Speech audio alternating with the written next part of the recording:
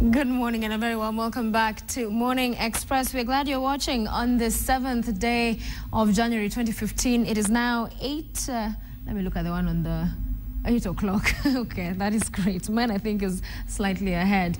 We're on the newsroom this morning. Before we went on break, we're on the security laws, and my guest, Ohito, I think I cut you short when you were making your point. But at the end of this, you look at what's now opposition or court, if you like, moving to court and saying that they'd sought to have all of the laws, all of the sections, complete overhaul, completely set aside. You have the AG coming out to say the High Court, in fact, should not have suspended that. It should not do that, and that is not legal. And so we're definitely going to see a lot of this playing out. But you asked a question earlier, Gadara, saying that what even informed this in the first place? And some of the arguments we've had from Jubilee is that the government or the country was in an extreme situation. It was in a desperate situation. So it needed desperate, extraordinary measures to be able to deal with those particular issues and challenges they were facing at a particular time this was brought to the table. But have we been able to quite break it down in as far as these are the challenges and the issues? This is what we had before, and these are the loopholes or gaps that were there that now are being covered by this new law. Well, I think if you ask me, the media also became a victim of the rush to, enact the laws by interested bureaucrats and, let me say, Jubilee leadership. If you look at the speed with which the laws were being rushed through the National Assembly, in total contravention of the Constitution, there was no public participation. Until the public participates, then you start thrashing out clause by clause that this is the impact. In the absence of that, the media also got caught up and went with the incidents of fights within the National Assembly, the pouring of water on some temporary speaker, and the events that the deputy speaker, temporary yes, not really engaging in the examination and investigation of clause by clause. There was really very limited time to really look at these clauses, and in any case they were in dozens. So if you were to do that objectively, looking at the past and the present, perhaps you'd need 7 to 10 editions to look at each clause, which would not make a lot of economic sense for a newsroom that is profit-oriented. And even the arguments we've had when you've brought in the experts here, they've not come out, to really look at issue by issue, clause by clause, and how it is impacting the Kenyan society.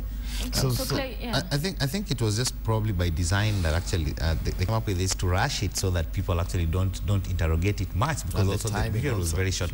There was public participation, I think something like maybe 1 hour. Maybe 1 hour. How is that public? How many people did they? That's what so I think even putting this thing, ramming it down our throats or doing it within a very short time was actually a part of this, because from what I understand, it's quite big, and even most of the MPs who've been on TV stations discussing it, they talk about 3 or 4 clauses. I mean, then from our point of view, we ask about the media sections. You see, I think, as you say, it's quite wide, and unless these people actually, they knew very well that, okay, fine, we're going to make some drastic changes here or some draconian changes here, which actually we're going to hide, and then hype maybe 2 or 3, and while people are making noise about this 2 or 3, I think it was just by design. But now now that this thing has been rushed and passed, so you see, right now, and enacted right now, the media's actually role, or rather the media's ability to interrogate it further, has actually been curtailed by the same laws.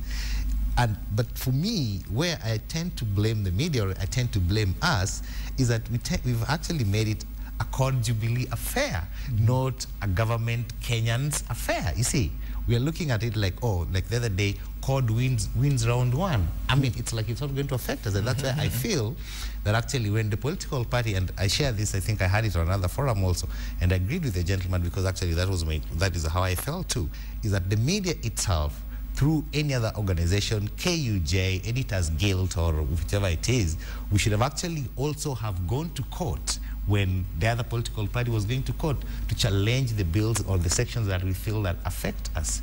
And we don't so just you agreed that was a failing, the media not that one actually, yes, we should have done that. We should have done. We should not have just stayed. The court is open. The case is not closed. I know, it can but still be yes, enjoined today, tomorrow. And But why yeah, but actually we should have done it right from the beginning. We should have actually that one. We should have taken a step. We should have actually taken that step and actually also beyond the court case. And I think again the coverage of security should have been, I mean, all the way through from the beginning of it, actually from 2011.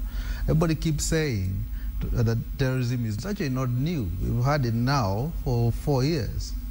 Second thing is the media has bought into the government narrative that this is about terrorism, you know. But actually it's not. It's about a meltdown in our security system. Sure. You know, and actually what's happening is the terrorists are taking advantage of that, you know. But we are saying it is initially about terrorism.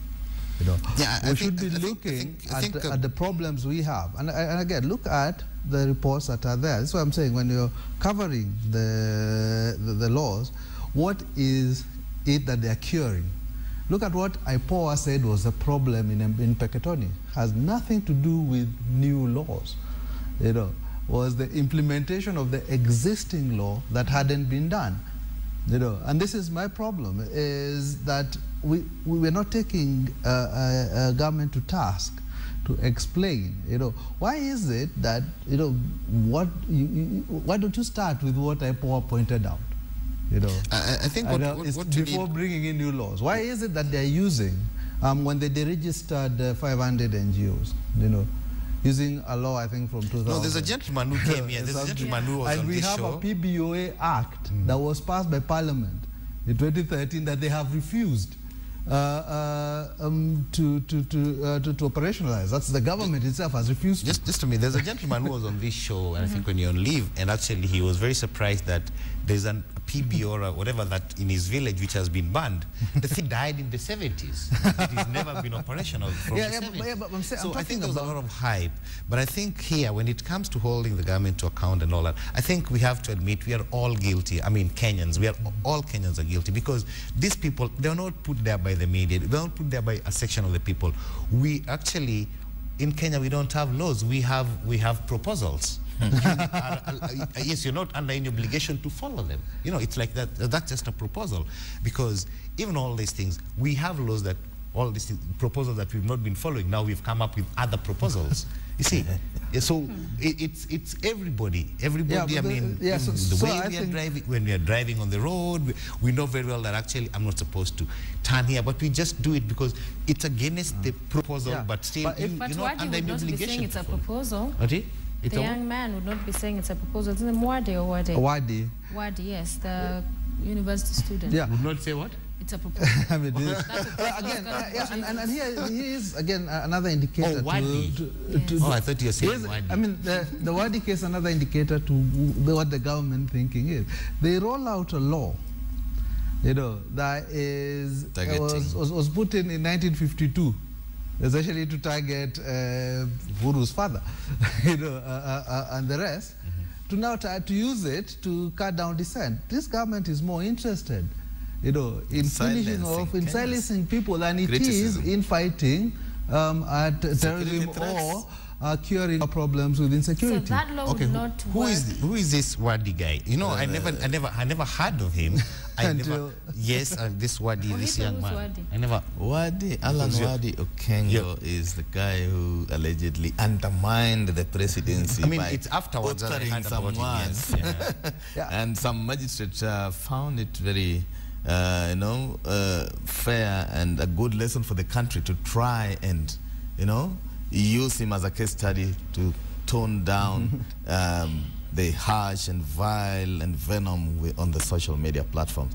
I think there has been a constant display of same venom even after Wadi was sentenced to jail. So for me, not a solution. But back to the security issues. We now have a new internal security minister or interior minister, if you like. We have a new intelligence boss, if you like. We are going to have a new inspector general of police. Will that solve the problem? If you talk to police officers, they tell you, and security experts, the problem is very, very simple. It's the command structure. You cannot give the Inspector General officers who he cannot hold to account, who he cannot transfer at will, who he cannot send to duty. We have a second party trying to play a role, trying to promote officers. Then how are you going to command? It is that command that Inspector General of Police needs. And I agree to the extent that that amendment tries to restore some power to that office. I have no problem with it. But whether the framed laws and the myriad clauses that came with it address those issues, it's a different question. Here's the other thing. I mean, what you just said, when both the NPS Act and even when the Constitution was being authored, you know, one of the things that we didn't like, or one of the things that we set out to cure, was how the police force itself, you know, had become a lackey of the executive. You know, now we are back to saying, no, actually the president should be directing what the police are doing. You know, secondly, how it had been abused within the police force itself. You know, from how they used to transfer people because they have done something the police commissioner did not like, or something the politician didn't like, who then brought some heat on the commissioner, and then he transfers people to Mandera or whatever. Right. We try to cure that. Now we are going back, we are reinstituting the old system, you know, without thinking, actually, how then do we sort out those problems? How do we prevent them re-arising? You know, and I've got, and I think our perspective in that we're just looking at what's here now, you know, not having a wider lens that tells us historically here were the issues, you know. So how do we solve what you're saying, you know, without opening the door to the abuses that were there before? Okay. When people say let's have another NSIS or special branch by another name, forgetting that we had it. And the reason we got rid of it, you know, was that it didn't work for us. You know, it was actually turned against us. Okay. You know, so let's have a wider lens. And when the media is covering this issue, have that wider lens. You know. All right. We have about 3 minutes to go before we wrap up. I want each of you to tell me what you think was the media's highest and lows, one high and one low in 2014. We are now in 2015. I guess one of the aims of this, not guess, it is, of this particular segment of morning show, the newsroom, is to help improve our coverage, our job in looking at where we are missing the point, where we are perhaps not giving the full story, to do that better. Who's ready to go with what you think was the highest one no, high? Gadara can't find. Actually, I'm also. I'll tell you, there were some highlights that I thought were good. I thought Dennis Osarigo's piece on poachers and butchers, on poaching, that was great. Was for me one of the highlights, and it was sad that there wasn't much follow-up after that, but the fact that it was done, just say it was good. That was good. In terms of the lows, I think there were quite a lot. I think for me personally, if it was just as a particular story I might point out, I would say the collusion not to cover the Sabasaba rally for me was one of the pointers to just how diminished the media had become, how politicized the media had become. So that was the lowest, the poaching was not necessarily the lowest, but I think it was what really stood out. Clem, are you good to go? For me, actually, the lowest was when journalists took to the streets. Yeah, you've always mentioned that. Oh, come on. That was the lowest of the low. I mean, yes, oh, come on. That one was, we lost it completely. Why was it low? We lost it completely. When we go to the, one thing I keep on asking, when journalists call a press conference, who are we addressing? Who are we addressing? The Kenyans. And then you come and, you know, put yourself who are we addressing? So actually, for me, I think also one of the things is that I think the probably professional, the so-called professional bodies representing journalists, not media owners. I mean, that is the KUJ and the other ones. I think we did not pull our weight much in 2014, and that's why we've not all these things that actually are happening now in this thing of now we don't have in the Koech report, and there are so many other things that we don't have. It's because we've not pushed for something unlike the Freedom of Access to Information Bill for its passing and all that. I understand it's under Schedule 6. I'm not very, very good with all those things. And this is the deadline, but I think we should have pushed for its passing. We should have made as much noise the way we made about the kicker and all those other things. Okay. What was the high for you? I think the investigative pieces were quite good. All investigative pieces were quite good. Yeah. The likes. Yeah, all of investigative pieces, especially. I mean, for this, this is electronic TV. They were quite good. Yeah. Okay. Yeah. Ohito. It's very difficult from where I sit to answer that question. Okay, Whether there was a high and a low, I would go with an average. So we did ourselves. As much as Clay thinks our protest was the lowest, I think he needs more information and education on how to strategize and fight back. I personally championed that protest and led a court case which has resulted in suspension of 2 acts of parliament.